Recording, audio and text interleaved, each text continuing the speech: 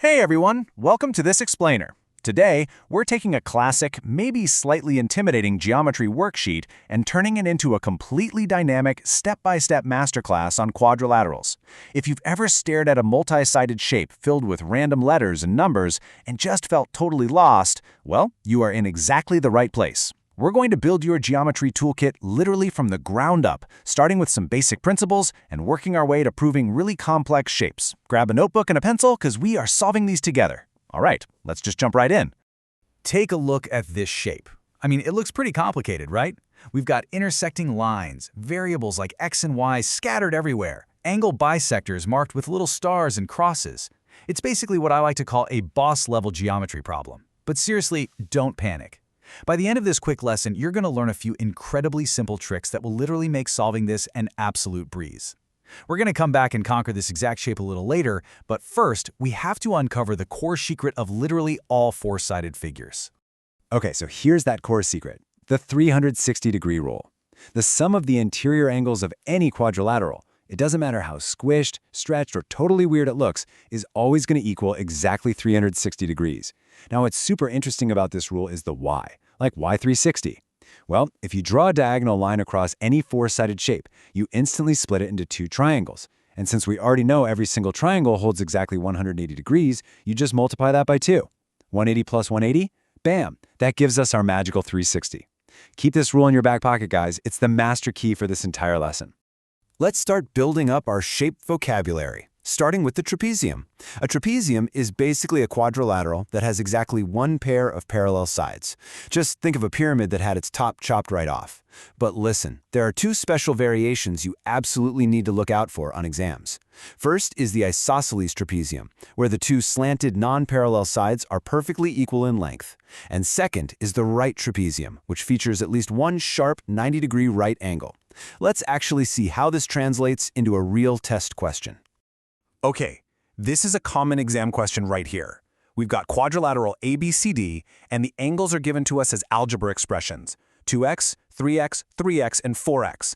The prompt is asking us to find the value of x and then determine if this whole thing is a right trapezium. So, seriously, grab that piece of paper and let's work through finding this missing suspect together. How do we even start? We use our master key, of course. Watch how beautifully this unfolds step by step. Following our 360-degree rule, we're just going to add all the interior angles together and set them equal to 360. So we literally write out 3x plus 4x plus 2x plus 3x equals 360 degrees. Combine all your like terms there, and you get 12x equals 360. Now we just use basic algebra to isolate x by dividing both sides by 12, which gives us x equals 30 degrees. See? A complex-looking shape just totally melted down into a super simple algebra equation. But wait, we aren't quite done yet. The question asked if it's a right trapezium. Be careful here. Many students make a mistake in this step by just trusting their eyes. They look at the drawing, they notice there's no little square symbol drawn in the corner, and they just assume it's not a right angle. Huge trap. The correct method is to act like a true mathematician and absolutely prove it.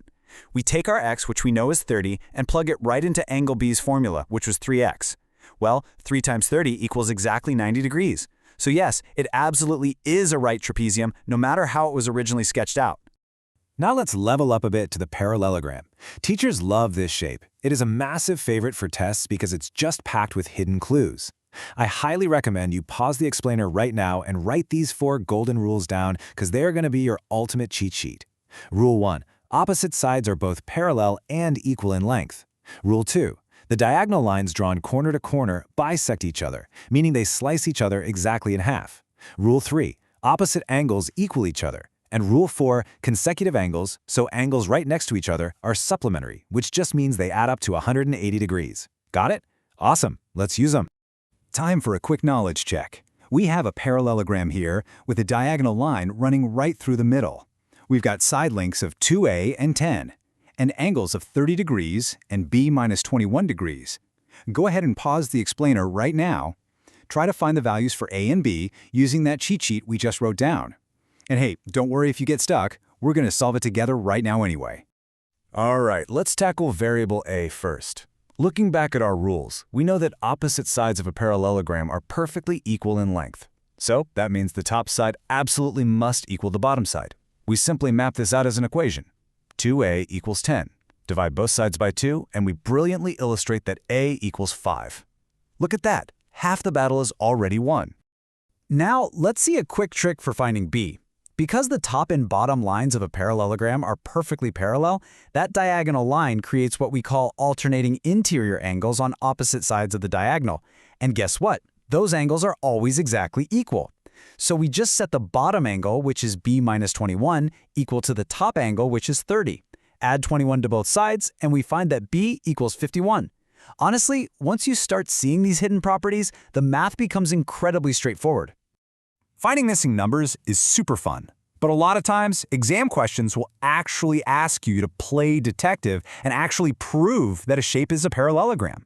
To do this, you just need to gather enough evidence to prove just one of these bullet points.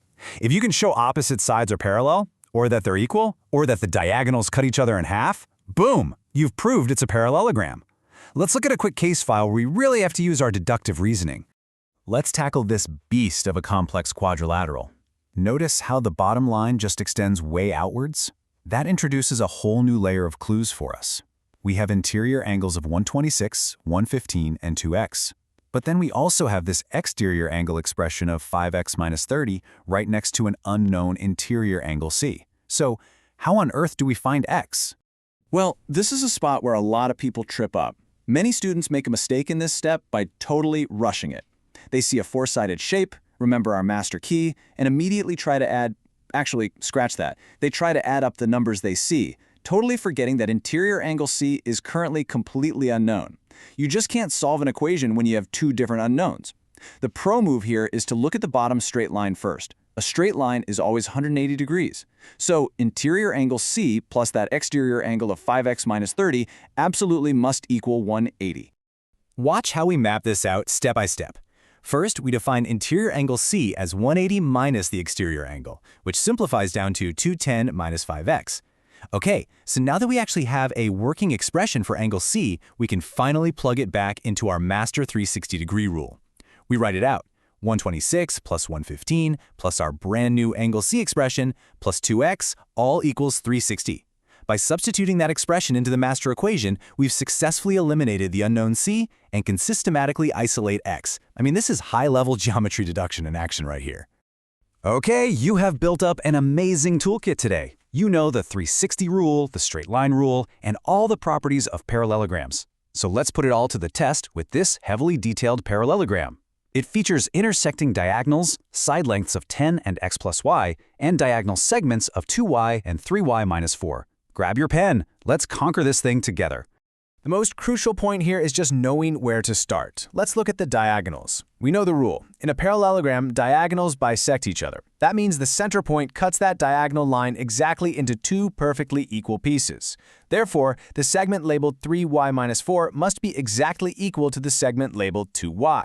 Set them equal to each other, subtract 2y from both sides, add 4 to the other side, and we easily prove that y equals 4. Let's move to the next step and really see how this builds. Now that we know y equals 4, let's look at the outside edges. The rule is that opposite sides of a parallelogram are equal, so the top side, x plus y, has to equal the bottom side, which is 10. We literally just take the y we just found, substitute it right in, giving us x plus 4 equals 10. Subtract 4, and we reveal that x is exactly 6. Do you see how beautifully this all cascades? Once you find just one missing piece of the puzzle, the rest of the geometric properties literally fall right into place. Because it's a parallelogram, you also instantly know that the left side equals the right side. And if you look at that 40-degree angle in the top right, using our alternating interior angle trick, you know the angle in the bottom left corner, all the way across the diagonal, is also 40 degrees. It all just completely clicks together. And that brings us perfectly full circle. We're back to that terrifying shape from the very beginning of our lesson. But look at it now. It's really just a quadrilateral. It has angles, it has straight lines, it has bisectors showing equal angle halves, armed with absolutely everything you've learned today, the 360 rule, algebraic substitution, deductive reasoning. This isn't some crazy boss shape anymore. It's just a series of small, totally solvable steps. You now have all the tools to deduce every single angle in this entire figure. So get out your notebook, trust your logic, and see if you can solve this final mystery on your own. Can you actually prove what kind of shape this is, just using the angle bisectors as your only clues? Really think about how those bisected angles interact with the parallel lines. I challenge you to work through it. Thank you so much for joining this explainer, and as you solve this, consider this final thought. Geometry isn't just about finding hidden numbers on a page. It is literally the language we use to decode the structure of the universe around us. What other complex systems in your life are just waiting to be broken down into simple, solvable rules?